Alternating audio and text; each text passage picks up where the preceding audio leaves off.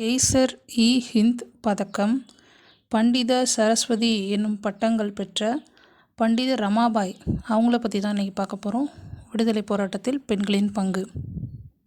சுதந்திர இல்லம் என்று பொருள்படும் முக்தி சதன் எனும் அமைப்பில் ஆதரவற்றோர், இளம் விதவைகள் இவங்களுக்காக தொடங்கப்பட்ட தொண்டு நிறுவனம் தான் அது.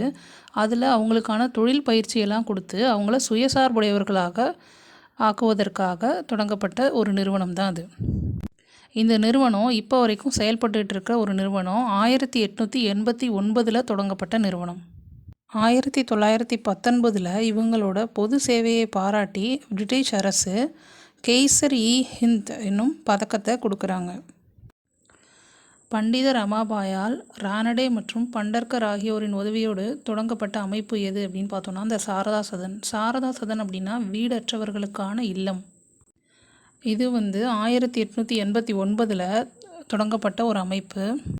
இது ஒரு கற்றல் மையம்னு சொல்லலாம். இங்கே தொழில் பயிற்சியும் பெண்களுக்கான கல்வி மையமாகவும் செயல்பட்டது தான் இந்த சாரதா சதன். 1882 300 பெண்கள் கல்வி கற்ற ஒரு அமைப்பு தான் ஆரிய மகிளா சமாஜ்.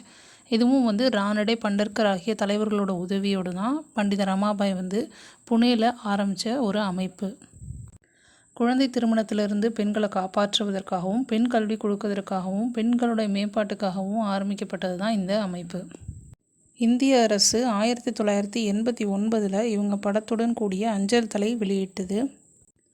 பண்டித ரமாபாய் அவங்கள பற்றி படிக்கும்போது அவங்க ஆரம்பித்த அமைப்புகள், அவங்க பெற்ற பட்டங்கள், இந்த அஞ்சல் தலை, இது 3 தான் நமக்கு முக்கியமான பாயிண்ட்டு.